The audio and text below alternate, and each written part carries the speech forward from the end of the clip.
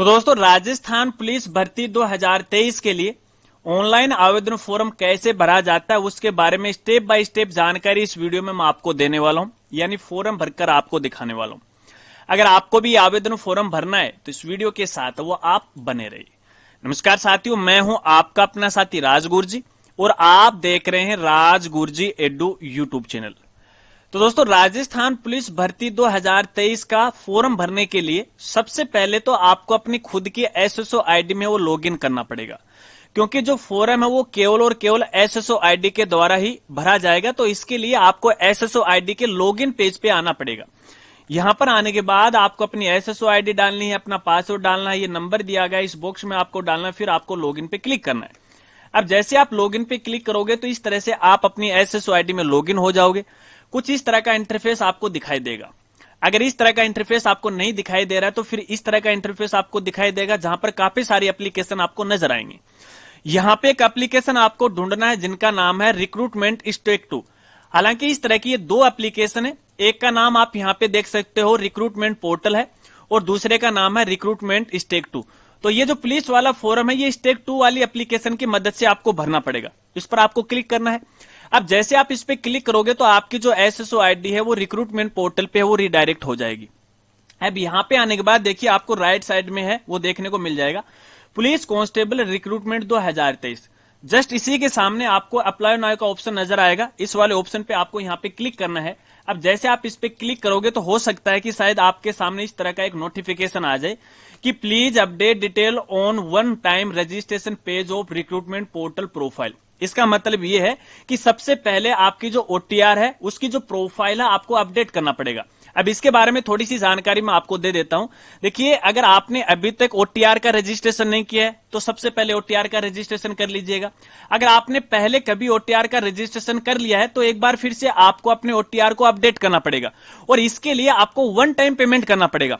और एक बार one time payment आप कर दोगे तो लाइफ टाइम इसकी वैलिडिटी हो जाएगी, क्योंकि राजस्थान सरकार के द्वारा युवाओं को एक मौका दिया गया है कि अब आपको अलग अलग भर्ती के आवेदन फॉर्म के लिए बार बार आपको पेमेंट नहीं करना पड़ेगा या फीस है वो नहीं देनी पड़ेगी। बस एक बार आपको पेमेंट करना है, उसके बाद भविष्य में आप कितनी भी एग्जाम के लिए आवेदन फॉर्म भर सकते हो, सब है वो फ्री हो जाएंगे।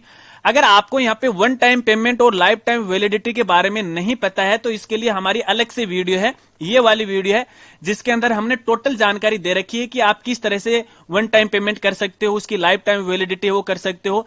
इसके अलावा ओटीआर को लेके जितने भी आपके सवाल हैं, जो भी समस्या हैं, हर एक समस्या का हमारे द्वारा वीडियो बनाया गया है। सभी इंपोर्टेंट वीडियो का लिंक आपको वीडियो के डिस्क्रिप्शन में वो मिल जाएगा। अब दोस्तों, आपकी जानकारी के लिए बताना चाहूंगा, यदि आप इसका पेमेंट करना चाहते हो या अपने ओटीआर को अपडेट करना चाहते हो तो जस्ट इसी के ऊपर देखिए आपको वन टाइम रजिस्ट्रेशन का ऑप्शन मिलता है। इस पर आपको यहां पे क्लिक करना है। लेकिन जैसे आप इस पे क्लिक करोगे तो फिर से देखिए आपके सामने इस तरह का एक नोटिफिकेशन आ जाएगा और ये बोल रहा है कि प्रोफाइल अपडेट करने के लिए आपको वन टाइम रजिस्ट्रेशन का जो पेज है उस पे आपको जाना पड़ेगा। अब जैसे आप ओके पे क्लिक करते हो तो देखिए वापस आप अपनी एसएसओ आईडी में इस तरह से रीडायरेक्ट हो जाते हो। तो यहां पे देखिए ओटीआर को अपडेट करने के लिए अब की बार आपको यहां पे ये जो रिक्रूटमेंट पोर्टल वाली एप्लीकेशन है इस पर आपको जाना पड़ेगा, न कि स्टेक 2 वाले पे, ठीक है ना। प्रोफाइल अपडेट करने के लिए या ओटीआर का रजिस्ट्रेशन करने के लिए आपको रिक्रूटमेंट पोर्टल वाली एप्लीकेशन पे जाना पड़ेगा। अब जैसे आप इस पे क्लिक करते हो तो फिर से देखिए आप एसएसओ आईडी पे यहाँ पे हो, पोर्टल पे हो, रिडायरेक्ट हो जाते हो। अब की बार आप वन टाइम रजिस्ट्रेशन पे जैसे आप क्लिक करोगे तो क्लिक करने के बाद आपका ओटीआर है वो ओपन हो जाएगा। अब देखिए आपने ओटीआर का अपना पेमेंट नहीं किया है तो देखिए इसका जो कलर है आपको यहाँ पे रेड कलर में वो नजर आएगा, ठीक है। अगर ये सक्सेसफुली हो जाता है तो इसका जो कलर है वो ग्रीन कलर का हो जाएगा। और पेमेंट करने के लिए थोड़ा आपको नीचे आना और यहाँ पे देखिए लास्ट में आपको पे फीस का ऑप्शन नजर आ रहा है, इस पे आपको क्लिक करना है और यहाँ पे अपनी जो कैटेगरी है वो सिलेक्ट करना है, रिजर्व है या फिर अनरिजर्व है। यहाँ पर ध्यान रखना, यहाँ गलती हो जाएगी तो फिर आपके सामने समस्या आ जाएगी। तो जो ओबीसी एससी एसटी वाले हैं तो वो तो रिजर्व में करेंगे, जनरल कैटेगरी वाले हैं वो अनरिजर्व के अंदर करेंगे। इस बात को आपको खास तौर पे ध्यान रखना है। कोई भी एक कैटेगरी सिलेक्ट कर लीजिएगा और इसके बाद अपना पेमेंट है वो कर दीजिएगा। तो ये तो रहेगी ओटीआर की यहाँ पे ये प्रोसेस, ठीक है। एक बार फिर से मैं वापस एसएसओ आईडी पे चलता हूं और दोबारा आपको मैं प्रोसेस दिखाता हूं। मैं दूसरी एसएसओ आईडी वो ओपन कर लेता हूं। तो यहाँ पे देखिए मैंने किसी दूसरे कैंडिडेट की एसएसओ आईडी को ओपन कर लिया है और फिर से अपन रिक्रूटमेंट स्टेक 2 वाली एप्लीकेशन पे क्लिक करते हैं तो एसएसओ आईडी है वो रिक्रूटमेंट पोर्टल पे रिडायरेक्ट हो जाएगी। और फिर से यहाँ पे देखिए अप्लाई नाउ वाले ऑप्शन पे हम क्लिक करते हैं। अब जैसे अपन इस पे क्लिक करेंगे तो सबसे पहले यहाँ पे देखिए एप्लीकेशन नंबर आपसे मांगा जा रहा है। तो आपने ये जो सीटी की एग्जाम दी थी 12th लेवल वाली, वो एप्लीकेशन नंबर आपको यहाँ पे डालना है। यदि आप इसके लिए एलिजिबल हो या फिर क्वालिफाई हो तो ही आप ये आवेदन फॉर्म है वो भर पाओगे। अब यहाँ पे खास जानकारी आपको देना चाहूंगा, देखिए नोटिफिकेशन को एक बार गौर से देख लीजिएगा। जिन कैंडिडेट के यहाँ पे देखिए सीईटी के अंदर यानी समान पात्रता परीक्षा 2022 के अंदर 12th लेवल वाली है, उसके अंदर देखिए कैटेगरी के हिसाब से इस तरह से नंबर आए हैं, उसी के अनुसार आप ये आवेदन फॉर्म है वो भर पाओगे। इस बात को आपको खास तौर पे वो ध्यान रखना है। तो चलिए मैं यहाँ पे एप्लीकेशन नंबर है वो डाल देता हूं, और ध्यान रखना एप्लीकेशन नंबर है आपको उसी एसएसओ आईडी के अंदर डालने हैं जिस एसएसओ आईडी से सीईटी का आवेदन फॉर्म भरा गया था। ठीक है, एप्लीकेशन नंबर डालने के बाद आपको सबमिट पे क्लिक करना है। अब जैसे आप इस पे क्लिक कर दोगे तो यहां पे देखिए इस तरह से है जो अपनी पुलिस भर्ती 2023 है, तो एरिया के हिसाब से है, कई ऑप्शन आपके सामने आ जाएंगे। अब आप पे कौन सी पोस्ट के लिए है ये फॉर्म भरने जा रहे हो, ठीक है, कांस्टेबल टीएसपी है, कांस्टेबल नॉन टीएसपी आ रखा है, ठीक है ना, कम्युनिकेशन आ रखा है, ड्राइवर के भी आ रखा है, अलग अलग है। जिसके लिए भी आप आवेदन फॉर्म भरना चाहते हो ना, सिंपली उस पे आपको यहाँ पे क्लिक करना है। अब जैसे आप इस पे क्लिक करोगे तो फिर से देखिए एक बार आपका ओटीआर है आपके सामने है वो आ जाता है। ठीक है, अगर यहाँ पे ये सही है तो ठीक है, अगर ये गलत है तो आपको अपना ओटीआर है वो अपडेट करना चाहिए। ठीक है ना, चलिए मैं यहाँ पे इसको प्रोसीड पे क्लिक करता हूं, और उसके बाद देखिए इस तरह से आवेदन फॉर्म ओपन हो जाता है, जिसके 3-4 स्टेप हैं, सभी को आपको यहाँ पे कंप्लीट करना पड़ेगा। तो देखिए यहाँ पे ये जो बेसिक डिटेल वाली स्टेप है, इसके अंदर आपकी जो डिटेल है वो ऑटोमेटिक है आपके ओटीआर से आ जाती है। अब यहाँ पे आप अपने नाम में, पिता के नाम में, आपकी डीओबी में है, इसमें आप चेंज है वो नहीं कर पाओगे। ठीक है, इसके बाद यहाँ पे देखिए आपकी जो वैवाहिक स्थिति है वो सिलेक्ट कर लीजिएगा, मैरिड अनमैरिड जो भी आप पे लागू रहता है उस हिसाब से आप कर लीजिएगा।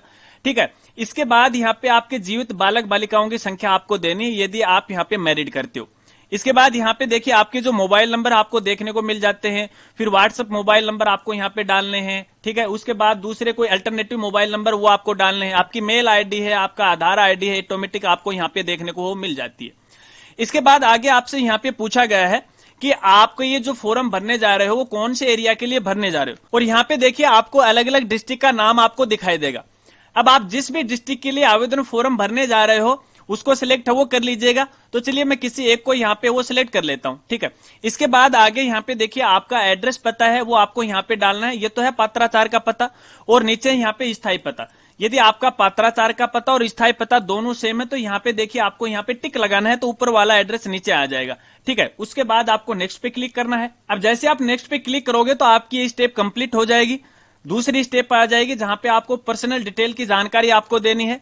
तो यहाँ पे देखिए कुछ डिटेल तो आपकी ऑटोमेटिक आ जाएंगे, अगर ऑटोमेटिक नहीं आ रही है तो फिर आपको मैनुअल है वो भरना पड़ेगा। तो सबसे पहले यहाँ पे आपकी जो नेशनलिटी है वो इंडियन है बाय डिफॉल्ट। उसके बाद यहाँ पे आपका होम स्टेट सेलेक्ट करना है। ठीक है, जो भी आप पे लागू होता है आपके ओटीआर के हिसाब से है आपका स्टेट यहाँ पे वो आ जाएगा। ठीक है, उसके बाद आपका जो भी डिस्ट्रिक्ट है यहाँ से सिलेक्ट है वो कर लीजिएगा। उसके बाद आपका जो ब्लॉक है वो यहाँ से सिलेक्ट कर लीजिएगा, तहसील और अपना गांव है वो सिलेक्ट कर लीजिएगा। ठीक है, चलिए इसके बाद आगे यहाँ पे पूछा गया पूर्व स्थापित, आप इंडिया से बाहर से आके यहाँ पे बसे हो क्या, तो आपको यहाँ पे नो करना है, ये आप पे लागू नहीं होता। ठीक है, इसके बाद यहाँ पे विशेष श्रेणियां स्पेशल कैटेगरी आती है। यदि आप कोई एक्स सर्विसमैन हो तो आपको यहाँ पे यस में जवाब देना है। अब जैसे आप यस करोगे तो यहाँ पे आपको अपनी सर्विस का स्टेटस देना पड़ेगा कि आपके पास एनओसी है या फिर रिटायर्ड कर्मचारी है। तो जो भी आप पे लागू होता है सिलेक्ट कर लीजिएगा। जैसे आप रिटायर्ड करते हो तो यहाँ पे पीपीओ नंबर है और यहाँ पे रिटायरमेंट की डेट आपको डालनी पड़ेगी।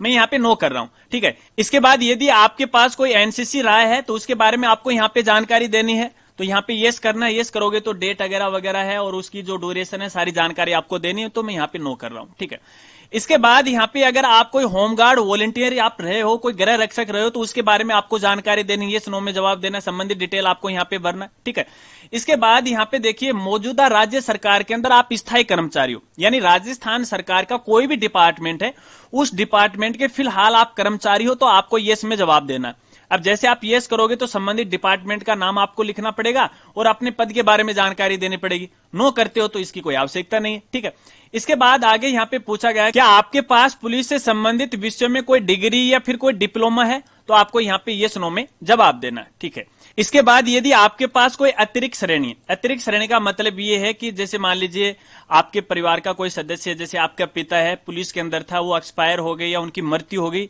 उन पर यदि आप आश्रित हो तो आपको यहाँ पे ये टिक लगाना है, अन्यथा आपको ये खाली है वो छोड़ना है। ठीक है, चलिए इसके बाद यदि आप पर कोई फौजदारी मुकदमा दर्ज हुआ है तो यस नो में आपको यहाँ पे जवाब देना है, फिर आपको नेक्स्ट पे क्लिक करना है। अब जैसे आप नेक्स्ट पे क्लिक करोगे तो आपकी ये स्टेप है वो कंप्लीट हो जाएगी। यहाँ पे आपको अपने एजुकेशन की जानकारी देनी है। अब यहाँ पे सबसे पहले देखिए एक बॉक्स आपको देखने को मिल जाता है, इस पर आपको यहाँ पे टिक लगाना है। आगे कुछ लाइन में लिखा हुआ है, इसका सीधा साधा मतलब ये है कि जो भी एजुकेशन की जानकारी फिलहाल मैं यहाँ पे ऑनलाइन भर रहा हूं, अगर विभाग चाहे तो मुझसे ओरिजिनल जो दस्तावेज है वो कभी भी वो मांग सकता है। इसका सीधा साधा मतलब यही है, बाकी ज्यादा दिमाग लगाने की आवश्यकता नहीं है। इसके बाद आगे यहाँ पे जो भी आपकी एजुकेशन है उनकी सारी डिटेल आपको यहाँ पे डालनी। यहाँ पे देखिए जहां जहां पे स्टार मार्क लगा हुआ, इसका मतलब है ये डिटेल तो आपको डालना कंपलसरी है, बाकी आप खाली वो भी छोड़ सकते हो। तो सबसे पहले यहाँ पे सेकेंडरी यानी कक्षा 10वीं की जानकारी आपको भरनी है, और सब्जेक्ट ग्रुप के अंदर आपको लिखना है यहाँ पे, या तो आप ऑल सब्जेक्ट लिख सकते हो या फिर एज ऑफर है वो भी आप लिख सकते हो। इसका मतलब है कि बोर्ड के द्वारा जो हमें ऑफर किए गए थे सब्जेक्ट वो सारे मेरे पास अवेलेबल थे। ठीक है, इसके बाद आगे यहाँ पे जो बोर्ड का नाम है या यूनिवर्सिटी का नाम है वो आपको यहाँ पे डालना है। जो भी आपका बोर्ड था, कक्षा 10वीं 12वीं कॉलेज जहां से आपने यहाँ पे पास किया, बोर्ड का नाम लिख दीजिएगा। आगे यहाँ पे जो रोल नंबर था आपका, इस तरह से रोल नंबर है वो भी आप लिख सकते हैं। ठीक है, इसके बाद यहाँ पे आपका जो परिणाम या रिजल्ट है वो कैसा था, सीजीपीए था, ग्रेड था, परसेंटेज था, जो भी आप पे लागू था वो यहाँ पे सिलेक्ट कर लीजिएगा। उसके बाद यहाँ पे आपको साल सिलेक्ट करना है, यानी आपने ये जो क्लास है वो कौन से साल में पास किए, तो मैं एक ये है सिलेक्ट कर लेता हूँ। और इसी तरह से कक्षा 12वीं की डिटेल भी आपको यहाँ पे डालना है। अपने एजुकेशन की इंफॉर्मेशन डालने के बाद यहाँ पे देखिए आगे पूछा गया है डिबार्ड डिटेल्स। यदि आपको पहले किसी एग्जाम में बहिष्कृत किया गया है, डिबार्ड किया गया है, तो आपको यस में जवाब देना है। और यस जैसे आप सिलेक्ट करोगे तो भैया उस एग्जाम के बारे में जानकारी आपको देनी पड़ेगी, अन्यथा आपको नो करना है। डिटेल भरने के बाद आपको नेक्स्ट पे क्लिक करना है। अब जैसे नेक्स्ट पे क्लिक करोगे तो आपकी ये स्टेप है वो कंप्लीट हो जाएगी। उसके बाद यहाँ पे आगे देखिए आइडेंटिफिकेशन वो आ जाता है, यानी यहाँ पे आपको अपनी फोटो और सिग्नेचर आपको अपलोड करना पड़ेगा। अब देखिए मेरे केस के अंदर तो फोटो और सिग्नेचर वो ऑटोमेटिक यहाँ पे आ गए, क्योंकि हमने अपनी जो प्रोफाइल है ओटीआर की उसके अंदर फोटो वगैरह वगैरह सब पहले से ही अपलोड कर रखा है, तो हमें बार बार करने की आवश्यकता नहीं। यदि आपके केस में यहाँ पे बिल्कुल ये खाली आ रखा है तो आपको अपनी फोटो है अपलोड करना पड़ेगा, आपके जो सिग्नेचर है वो आपको अपलोड करने पड़ेंगे। और यहाँ पे फोटो और सिग्नेचर अपलोड करने के लिए आपको ब्राउज का ऑप्शन है वो मिल जाता है, सिंपली सेलेक्ट करना है और अपलोड है वो कर देना है।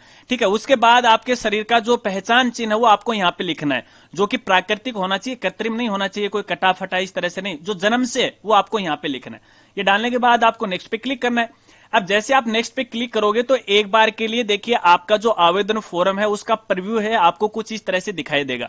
तो एक बार आप अच्छी तरह से इसे चेक कर लीजिएगा कि जो जो इन्फॉर्मेशन हम भर के लेके आए हैं क्या वो सही है क्या। यदि वो सही है तब तो आपको फाइनल सबमिट वाले ऑप्शन पे क्लिक करना है, यदि गलत है तो अपडेट वाले ऑप्शन पे क्लिक करना है। तो फिर से वही जो स्टेप है वापस ओपन हो जाएंगे जो हम पहले भर के लेके आए हैं, सबको एक एक करके है आपको नेक्स्ट नेक्स्ट करना है और फिर वापस आपको यहीं पर आ जाना है।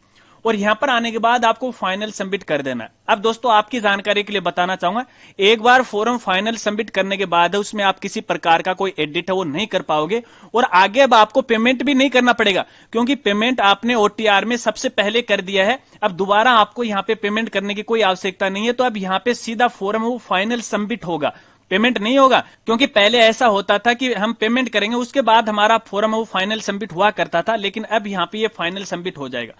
फाइनल सबमिट करने के लिए आपको यहाँ पे देखिए ये जो घोषणा है, यहाँ पे आपको एक बॉक्स मिलेगा, टिक लगाना है, फाइनल सबमिट पे क्लिक कीजिएगा, आपका जो फॉर्म है वो फाइनल सबमिट हो जाएगा। तो इस तरह से तो आप ये आवेदन फॉर्म भर सकते हैं। अब दोस्तों आपका जो फाइनल फॉर्म सबमिट हुआ है वो आप कहां से डाउनलोड कर पाओगे, तो यहाँ पे देखिए फिलहाल मैं इसको फाइनल सबमिट नहीं कर पा रहा हूं। मैं एक बार वापस यहाँ पे होम वाले पेज पे क्लिक करता हूं, क्योंकि यदि मैं इसको फाइनल सबमिट कर दूंगा तो मैं आगे की वीडियो नहीं बना पाऊंगा। अब मान लेते हैं कि आपने फॉर्म को फाइनल सबमिट कर दिया, उसके बाद भरा हुआ आवेदन फॉर्म आप कहां से डाउनलोड करोगे। तो दोस्तों यहां पे देखिए आपका ये जो माई रिक्रूटमेंट है इस वाले ऑप्शन पे आपको क्लिक करना है। अब जैसे आप इस पे क्लिक करोगे तो क्लिक करने के बाद यहां पे देखिए आपका जो आवेदन फॉर्म है वो देखने को मिल जाता है। यदि वो पूरा कंप्लीट भरा जा चुका है तो यहां पे देखिए इस तरह से व्यू एप्लीकेशन आ जाएगा, तो फॉर्म डाउनलोड कर लीजिएगा।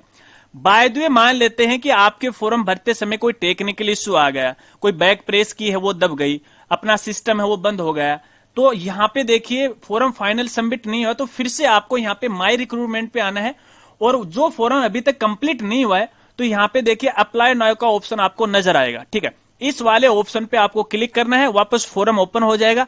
जो जो स्टेप हम अभी कंप्लीट करके लेके फिर से आपको वही जो इंस्ट्रक्शन है वही स्टेप है आपको फॉलो करना है और फॉर्म को फाइनल सबमिट है वो कर देना है। बस यही तरीका है, इसी तरीके से आपको ये आवेदन फॉर्म भरना है। तो आशा रखता हूं कि शायद आप ये समझ गए। अब दोस्तों आवेदन फॉर्म भरते समय आपके सामने किसी प्रकार की कोई समस्या आ रही है तो आप वीडियो के नीचे कमेंट कर सकते हैं, मैं आपकी पूरी हेल्प करने की कोशिश करूंगा। अगर वीडियो जानकारी आपको अच्छी लगी हो तो वीडियो को लाइक कीजिएगा, अपने दोस्तों के साथ वो शेयर कीजिएगा, और इसी तरह से नई नई वीडियो की जानकारी चाहते हैं तो हमारे चैनल को सब्सक्राइब कर बेल आइकन दबा के ऑल नोटिफिकेशन है इसे जरूर ऑन कर लीजिएगा, ताकि जब भी हम हमारे चैनल पे कोई नई वीडियो अपलोड करें तो उसका एक नोटिफिकेशन है वो आपको है वो मिलता रहे। तो मिलते हैं फ्रेंड्स अगली एक नई वीडियो के साथ, तब तक के लिए जय हिंद जय भारत।